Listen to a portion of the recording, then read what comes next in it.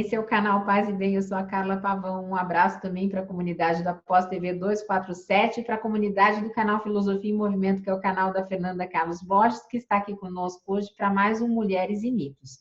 No dia de hoje nós vamos falar, vou pegar aqui a minha cola, Antígona contra Bolsonaro. Então vamos começar. Tudo bem, Fernanda? Tudo bem, Carla? Tudo bem, gente que acompanha os nossos vídeos? Eu decidi falar sobre isso, essa ideia, né, de falar sobre a Antígona, veio essa semana porque a Carla perdeu uma tia, né, para o Covid. E aí, na gravação do nosso projeto do Barraco Filosófico, né, que a Carla participa, ela fez um desabafo sobre o descaso que o Bolsonaro tem com relação às mortes pelo Covid, né? E aí, ao longo da semana, eu fiquei pensando na Antígona, porque toda a tragédia da Antígona, né, está ligada a esta questão do respeito pelos mortos. E aí, então, daí que veio esse título, né, Antígona que respeita, né, cujo final trágico está ligado ao imperativo do respeito pelos mortos, contra o Bolsonaro que tá nem aí, né, e daí, né, que é o que ele fala. Então a gente vai fazer, vou contar para vocês a história da Antígona e depois a gente vai fazer essas conexões com o Bolsonaro, tá bom? Desculpa, Carla, eu te emocionei. Não, é que eu lembrei da tia Catarina, para nós espíritas, você ainda está por aí, então esteja onde estiver, meu grande carinho aí de sobrinha, eu fui muito feliz de ser sua sobrinha, muito obrigada. Então tá, agora é eu que me emocionei. Bom, vamos lá. Então, vamos lá, quem é a Antígona? A Antígona, ela é filha do Édipo, sabe o Édipo, do complexo de Édipo, do Freud, né? A Antígona, ela é uma das filhas do Édipo. A tragédia do Édipo, ela é muito importante, né? Inclusive porque a gente herdou na cultura, depois que a psicanálise transformou a cultura popular, né? Todo mundo já ouviu falar em algum momento do Édipo, conhece esse nome, né? É muito importante que eu conte a história do Édipo em algum momento, mas eu não vou contar agora, porque a história do Édipo é enorme, demanda um monte de coisas, e então eu vou direto para a filha dele. Aí, para falar sobre essa questão da morte, que é o que eu queria, do respeito aos mortos, né, que é o que eu queria comentar hoje.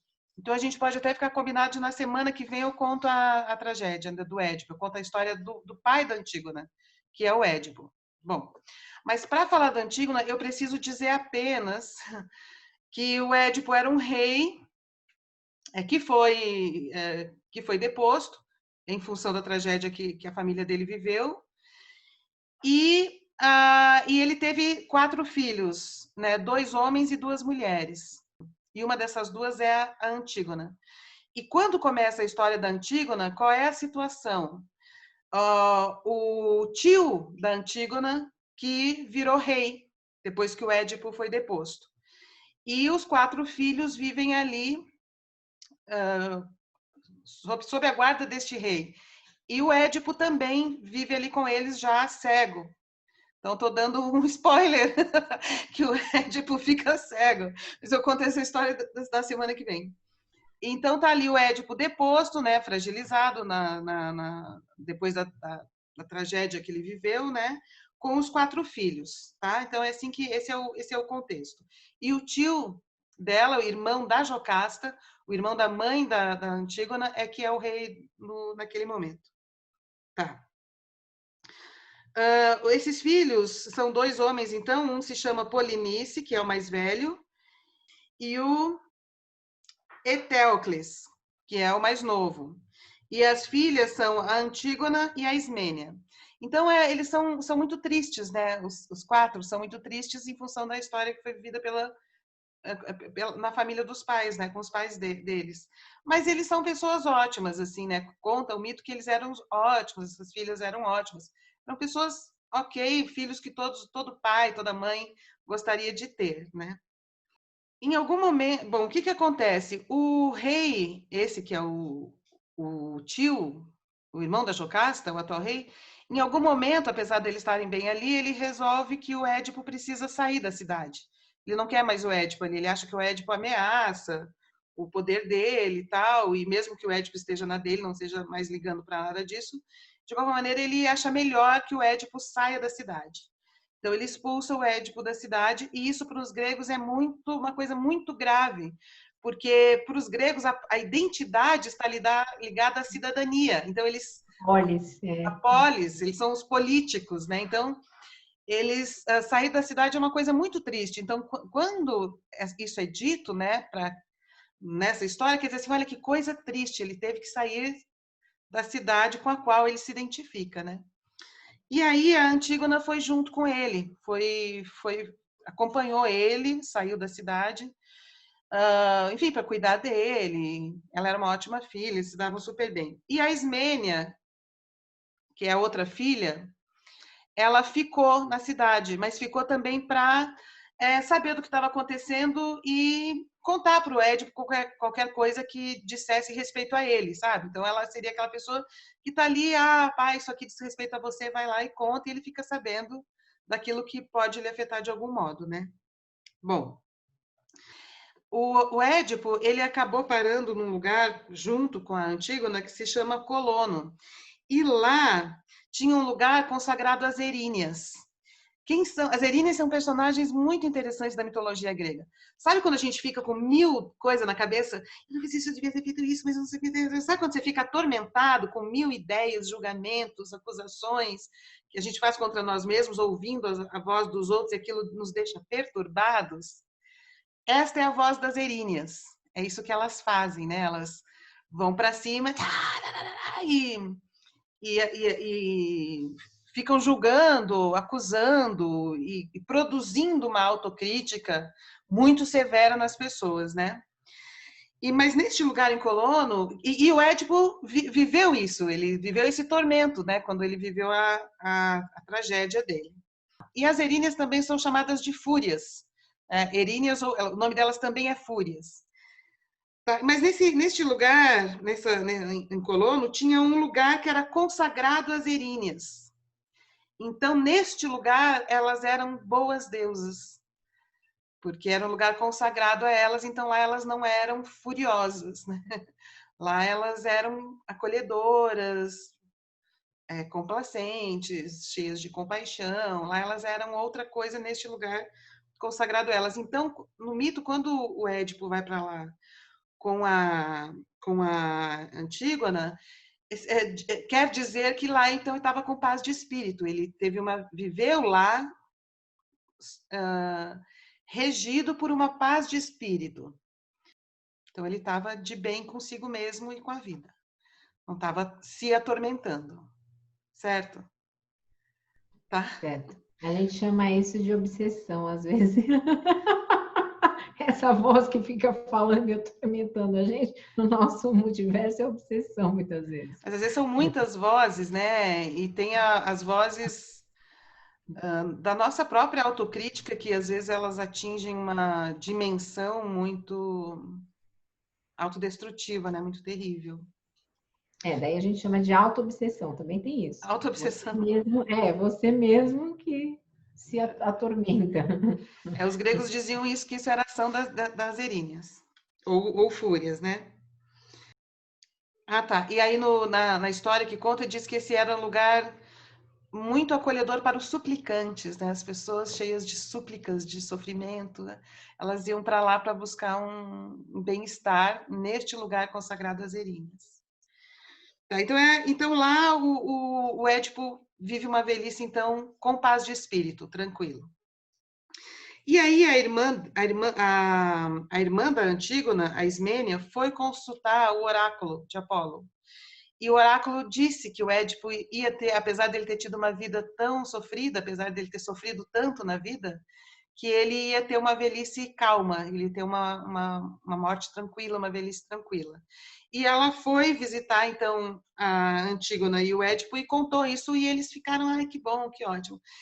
Bom, aí então o Édipo morreu, assim, nessa situação tranquila, e o rei de Atenas acolheu o corpo do Édipo e fez um funeral com todo respeito, super respeitoso ao Édipo, tudo, e ok, ele teve essa morte, então, tranquila e ótima e tal. A Antígona, por causa disso, ela voltou para Tebas, que é a cidade de origem, que é onde estava o tio dela o irmão da Jocasta vivendo como sendo rei. Tá, só que daí o irmão mais velho, que é o Polinice, o filho do Édipo, resolveu reivindicar o trono. Resolveu que ele queria o trono, queria estar no lugar dele, ele era o filho mais velho do Édipo. E isso gera uma guerra em Tebas. O irmão mais novo fica defendendo a cidade contra o Polinice, e o Polinice arma um exército para invadir a cidade e conquistar o trono. As duas irmãs, a Antígona e a Ismênia, não conseguiam ficar a favor de um nem de outro, sabe? Elas não sabiam o que fazer. E elas ficaram neutras, não ficaram nem a favor do irmão mais velho, Polinice, nem do mais novo, que é o Etéocles. Bom, o fato é que, resumidamente, aí tem uma história dessa guerra, que eu também não vou contar, porque eu quero chegar direto na Antígona. Os dois se matam. Os dois se matam. Mas deixa eu perguntar uma coisa, eles se matam no sentido de se suicidam ou um mata o outro? Um mata o outro. Um mata o outro nesta guerra. O mais velho invadiu a cidade, o outro ficou defendendo a cidade contra a invasão, então nisso eles se tornam inimigos de guerra. E na luta, um mata o outro. É tipo um duelo, tá bom. E aí, quando o mais velho tá morrendo, o mais velho que reivindicou o trono, né? Ele diz assim para o irmão mais novo: meu irmão, meu inimigo, mas amado, sempre amado, sepulta-me em minha terra, para ao menos esse pedaço de solo ser meu. Então, ele está morrendo e ele pede para o irmão que é meu... É bonito isso, né? Ele fala, meu irmão, meu inimigo, mas amado, sepulta-me na minha terra, para que pelo menos esse pedaço de terra seja meu. E é o que ele ia fazer mesmo, sabe? Porque para os gregos, se você não faz o sepultamento adequado, a alma não encontra o rio dos mortos que leva lá para o mundo dos mortos. A alma fica vagando, então não ganhar um sepultamento honroso, assim, adequado, é a pior coisa que se pode fazer para uma pessoa quando ela morre, né? É o que nós estamos vivendo, né? Que a gente não pode ter luto, o enterro é expresso, né? Em 2 minutos, em alguns lugares 10. Joga então, lá e acabou. é nisso que eu quero chegar depois, assim, a desimportância com relação a essa questão da morte e do sepultamento correto. E isso é independente de qualquer crença religiosa. Aliás, isso independe da fé religiosa. Porque o sepultamento, quer dizer, quando os nossos antepassados, muito antes dos nossos processos civilizatórios, começaram a enterrar os seus mortos, isso significa que eles já tinham uma mente mais complexa, dividida na ideia entre existe o mundo do corpo e existe o mundo da imagem, que é o mundo da memória, que é o mundo daquilo que fica depois que o corpo desaparece. Então, não é preciso... Então, não basta descartar de um corpo, é preciso trabalhar com a imagem que fica daquele corpo que deixa de existir. Então, isso é a natureza da sofisticação da linguagem. Então, é preciso trabalhar o morto na linguagem, ou seja, no imaginário, no destino desta imagem, porque isso fica entre os vivos. Então, isso é um marco na evolução da humanidade para aquilo que nós somos hoje. Então, o ritual de sepultamento ele é extremamente importante. E quando a humanidade começou a fazer isso, ela teve um grande salto. E a mente se desdobra entre o aqui e agora e o futuro longínquo, que eu sou capaz de imaginar, e rege a nossa vida. E ele é importante. Eu posso dar o depoimento do que aconteceu comigo. Há menos de um ano, dia 1º de agosto, eu enterrei a minha outra tia, última irmã da minha mãe, minha tia Lucy. Só que teve funeral, então a gente foi, se despediu, enterrou, tudo bem. Agora, a tia Catarina, o que fica para mim? Que a gente não pôde fazer nada, não pôde velar, não pôde fazer nada. Parece que eu vou voltar lá para a cidade dela, que é a cidade de Santa Bárbara do Oeste, e vou encontrar a tia. Então, assim, a gente sabe que não vai encontrar, mas não teve esse desligamento dela, essa finitude ali vista, né, e acompanhada. Então, parece que eu vou voltar, vou entrar na casa da minha tia e vou falar, oi, tudo bem, tia? Como é que você tá? Vamos tomar um café? Porque você não destinou a imagem dela para um outro lugar. Né? Estou dizendo assim para dizer que você não precisa nem ser religioso para entender a importância disso. Basta entender que é preciso lidar com as imagens, com a memória. Então, o sepultamento é muito importante, porque destina a imagem, e isso é muito importante para os vivos. Né? Claro, no mito grego, isso era importante para os mortos. Né? Assim, se os mortos não são enterrados, a alma não encontra o seu caminho, ou seja, ela não vai para um outro lugar, ela fica aqui. Aqui eu estou dizendo, é importante também para os vivos, porque essa alma fica entre a gente. É importante que ela vá para algum lugar, né? Que ela não fique aqui. Como uma alma perdida, como uma imagem sem lugar e tudo isso, né?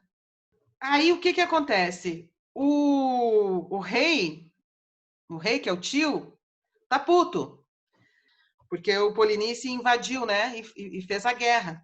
E aí ele faz uma coisa que não se fazia. Ah, tá. E também porque o filho dele morreu, e o filho dele também morreu nessa guerra. Então ele está muito revoltado, né? Com essa invasão. E ele diz que não vai enterrar, que vai enterrar apenas o outro, o que lutou contra a invasão, mas não vai enterrar o Polinice, e ele que fique o corpo dele largado nos campos, sendo devorado pelos animais, pelas aves de rapina, e fez um decreto de que qualquer um que enterrasse o corpo do Polinice estaria condenado à morte. Estaria condenado à morte. Então ele proibiu de dar um sepultamento para esse que se revoltou contra ele, para esse que questionou o seu reinado, para esse que quis mudar a ordem do poder. Bom, as irmãs ficam horrorizadas. Como assim? Como assim? Já aconteceu tudo isso na nossa família, né? Que já vem desde a história dos pais, e agora o nosso irmão querido sempre foi ótimo, não vai poder ser enterrado. Quer dizer, uma coisa é um conflito entre os vivos, os mortos não tem nada a ver com isso. Os mortos têm que ter uma outra consideração que não tem a ver com essa briga temporal do poder, tal. Isso é o que elas pensam, entende? Então, a Antígona fica revoltadíssima, ela não tem nada a ver, já acabou essa guerra. Agora a gente está lidando com a questão da morte. Como não vai ser enterrado? Ela não se conforma.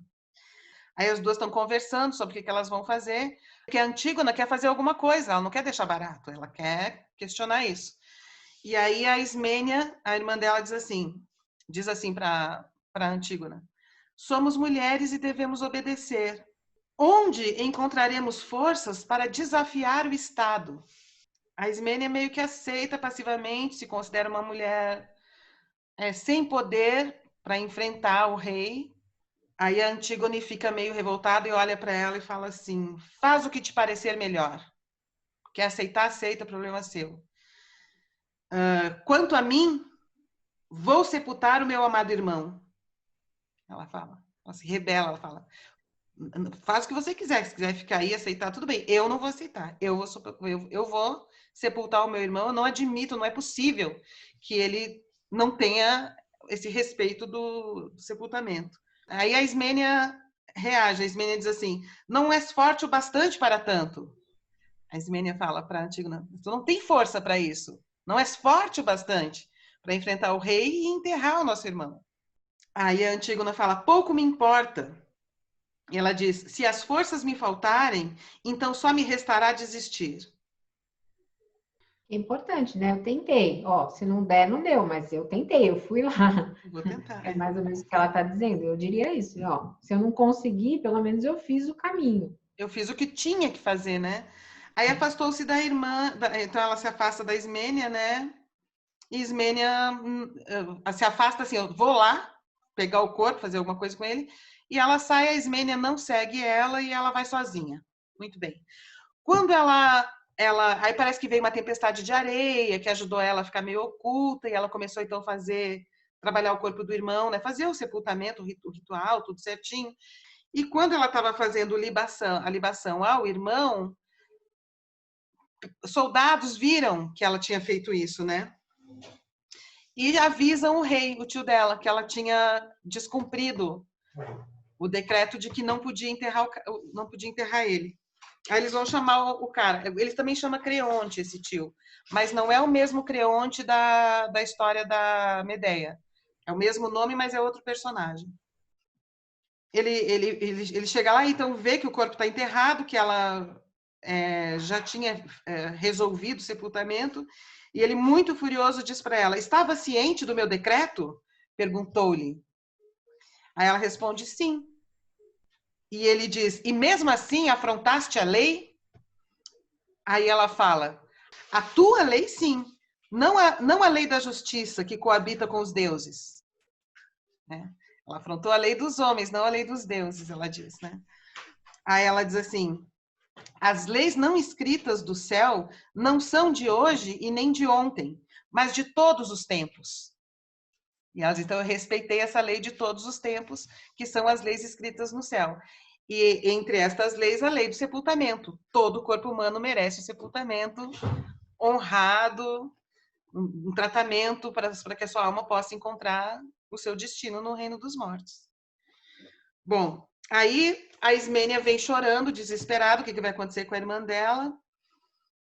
E aí a Ismênia, nessa hora, percebe que a irmã foi muito corajosa, tem assim, uma admiração pela irmã, e resolve defendê-la e diz assim: eu também ajudei a enterrar. Eu também fiz isso, querendo somar força política, né?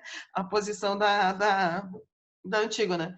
E a Antígona foi tão bacana que ela fala assim: não, ela não teve nada a ver com isso. Eu fiz isso sozinha. Se tiver que punir alguém, é a mim que você vai punir. E aí pediu que a irmã se calasse, falasse: não preciso disso, né? A tua opção foi a vida, a minha opção foi a morte. Você optou pela vida, eu optei pela morte, então fico com a sua opção, que é a opção pela vida. Essa opção pela morte foi minha. Ela, quando estava para ser executada, a Antígona olhou para todos os presentes, que foram ali testemunhar a execução dela, e ela disse assim: olhai para mim e para todo o meu sofrimento, por não ter traído a lei do céu. Olhai para mim e para todo o meu sofrimento, por não ter traído a lei celeste. Isso me lembra um pouco Joana d'Arc. Pois Fica lá é. na fogueira e fala: ó, tá bom, vocês puseram fogo em mim, mas ó, tô aqui, firme naquilo que eu acredito. Então, enfim, aí a Antígona ela foi fiel assim a esse respeito pelos mortos, pelo irmão, né? E teve esse final altamente digno, né? De não se submeter a um capricho do rei. Enfim, aí então a Antígona vira essa personagem super importante no mito, né? Relacionada a essa questão do respeito aos mortos. E a Ismênia some. Nenhum poeta fez nenhum poema sobre ela, nada. Ela meio que ela aparece aqui, mas ela não é cantada depois por ninguém e nada tipo some. Ninguém sabe o que aconteceu. Deve ter tido lá a vida dela, uma opção pela vida assim, né? Mais submetida ao poder do rei, do tio dela, do Creonte, mas também não fez muita diferença. A Antígona fez, né? Por que a Antígona contra o Bolsonaro? Porque uma das coisas mais chocantes no Brasil hoje é o desrespeito que o Bolsonaro tem pelos mortos. Então, quando as pessoas perguntam, né, quando falam para ele já disse, as pessoas estão morrendo, ele falou, e daí? Não é isso? E daí? Então, o e daí é a coisa contra a qual a Antígona se opõe, sabe? Como assim, e daí? As pessoas estão morrendo. A morte é muito importante. Então, o Bolsonaro ele tem um descaso pela morte, que é o contrário da Antígona. Ela entende a importância da morte como uma coisa independente das questões da vida, né? Morreu, a situação é outra. O tratamento é outro. Entramos num outro lugar. Né? E isso me faz também lembrar a questão do desrespeito que o Bolsonaro tem pelos corpos torturados e pelos desaparecidos. Então, e que tem a ver também com isso que o rei, o tio da Antígona fez, que se chama Creonte também, mas não é o Creonte da Medeia, não só o mesmo nome, é quando ele, em função de uma divergência política, desrespeita a morte, o momento da morte, que é outra coisa. Então, isso do Bolsonaro dizer que tudo bem torturar e matar, deveria ter matado 30 mil, e os desaparecimentos não têm importância, as mães que procuram os seus filhos, né, o movimento das mães, pelos filhos desaparecidos, que não desistem de buscar os seus filhos desaparecidos, que começou na Argentina e que veio até o Brasil, envolvendo inclusive outras mães, né, que perdem seus filhos nessa luta social, nessa guerra social que o Brasil tem e desaparecem. Então, esse descaso pelos corpos mortos, né, esse descaso por essas imagens, o descaso por essa memória, o desrespeito de uma brutalidade subjetiva, de uma brutalidade espiritual contra a qual a Antígona reage. Tem um vídeo também que perguntam também de novo sobre os mortos e o Bolsonaro fala: eu não sou coveiro. Então, não sou coveiro. Essa indiferença que me indigna, e eu participei lá do vídeo e falei um pouco sobre isso com relação à morte, é que não é só a morte daqueles que eles não sabem o nome, né? Quando ele não difama alguém que morreu, e a gente não sabe nem das relações, como é o caso da Marielle, ele também não... Há outros que são marcos, né, na história do Brasil, como um Aldir Blanc, ele também não se pronuncia a respeito. Então, assim, é um pacto o tempo inteiro, né, de realmente fazer com que essas memórias não existam, que elas sejam anuladas, seja nos mais de 70 mil mortos do Brasil, sejam naquelas figuras ilustres, seja no político, seja...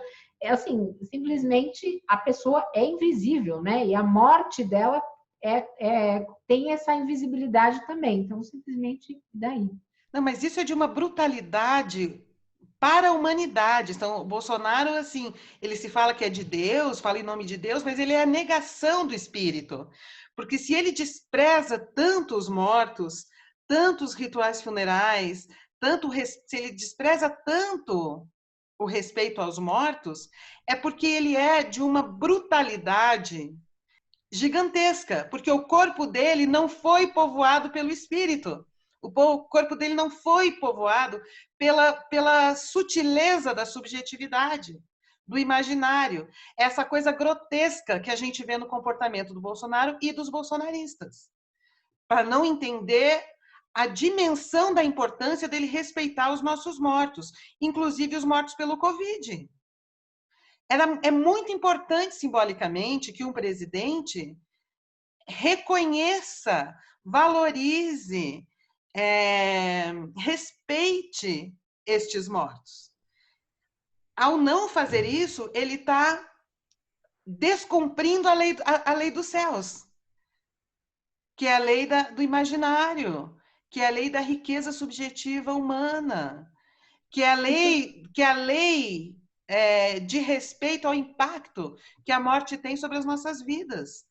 O impacto da morte sobre a vida humana é radical, é fundadora. Né? O impacto é fundador do que a humanidade é. A questão da morte fundou a nossa subjetividade. Quando o Bolsonaro passa por cima disso, ele está matando o espírito humano, aquilo que funda o espírito humano. E os recursos que nós desenvolvemos para tratar disso, dos quais surgiram os rituais primitivos, a música, a pintura, a arte, a ideia de futuro, a dobra no tempo. Saímos do aqui e agora e começamos a viajar no tempo e em diversos mundos, porque foi a questão da morte que fundou entre nós seres humanos um pensamento sobre o futuro, sobre o fim, sobre a finalidade da vida. Sobre a finalidade da vida, entende? Então, pensar a questão da morte também é pensar a finalidade da vida.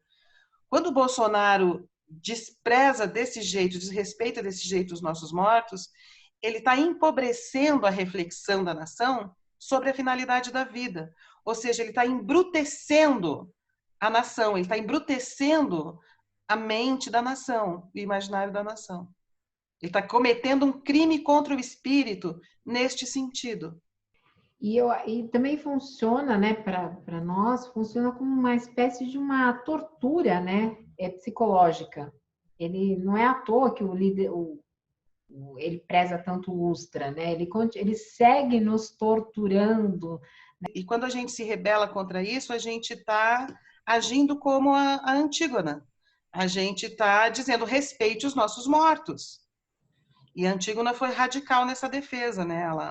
Na verdade, o mito ela confirma a importância da morte para a vida humana, a importância né, no trato aos mortos, a importância dos rituais, dos ritos de sepultamento. Então, e invoca a lei dos céus, né? Que é a lei do imaginário, a lei do outro mundo nesse sentido, né? E aí também eu fico pensando naquelas imagens que a gente viu, tanto do Brasil quanto no exterior, das covas coletivas. Aquilo é uma brutalidade também, né? Se as pessoas não poderem se aproximar suficientemente daqueles corpos. Então, é de fato uma situação muito dolorosa para quem está vivendo. Não estou falando só de uma experiência individual, do sentimento que aquela pessoa tem pela outra, eu estou falando de uma coisa que é fundante da humanidade, que é a relação com a morte. E essa situação toda já é terrível em função dessas dificuldades todas que muitas pessoas estão enfrentando com o sepultamento. E ainda tem um presidente que despreza mais ainda essa questão da morte, que fala que não é coveiro, que daí e tal, ou seja, ele é um mendigo do espírito. O Bolsonaro é um pobre do espírito. Ele é um miserável do espírito, né? O Bolsonaro é miserável do espírito. E é por isso que a Antígona, ela é uma oposição ao Bolsonaro, ao se firmar nesse valor, ser corajosa a esse valor, e na hora da morte ainda diz isso, né? Olhai para mim e para todo o meu sofrimento por não ter traído a lei celeste. E nós estamos com ela, não trairemos a lei celeste. Ele pode nos tirar tudo isso, mas a gente continua firme e forte, honrando os nossos mortos de alguma forma, nem que seja simbólica. Eu, pelo menos, tenho feito isso na medida do possível aí com a minha tia e também, ao mesmo tempo, abraçando, né, coletivamente todos aqueles que também se foram. E é muito bonito também no mito, só para a gente encerrar, quando a gente vai lendo, a gente imagina o corpo do irmão dela largado lá, né? Os animais vão comer, os abutres. Tem coisa mais terrível do que imaginar um corpo humano nestas condições, né? Nós, humanos, não lidamos desse jeito brutal com a morte. A gente faz outra coisa com ela, a gente precisa fazer essa outra coisa. Então, no final da história, quando a Antígona vai lá e pega o corpo em terra, isso dá um alívio. Quer dizer, então, aquele corpo deixa de estar lá largado, desrespeitado, né? E, enfim, ultrajado, e a gente, então, começa a imaginar o Polinice enterrado com todo esse cuidado, né, pela irmã, e isso alivia demais a gente imaginar, então, o Polinice enterradinho, direitinho, com o respeito da Antígona e o nosso respeito por ela, né? A gente agradece a ela por ter feito isso. Muito. Não é? O nosso imaginário se conforta. Legal. Então, terminamos? Terminamos. Então, esse aqui. Então, para você que não se inscreveu, se inscreva no canal Filosofia em Movimento, que é o canal da Fernanda Carlos Borges. Lá ela tem outros conteúdos que ela desenvolve, filosofia, cultura, artes. Dê uma passada por lá para ver os projetos que ela tem. Para vocês que nos assistiram, esse foi Mulheres e Mitos, toda sexta-feira às 17 horas e depois na pós-TV 247. Um beijo grande, obrigada. Então tá, gente, obrigada. Então, até semana que vem a gente se vê no canal Filosofia em Movimento para quem passar por lá. Beijos. Obrigada, Carla. Obrigada.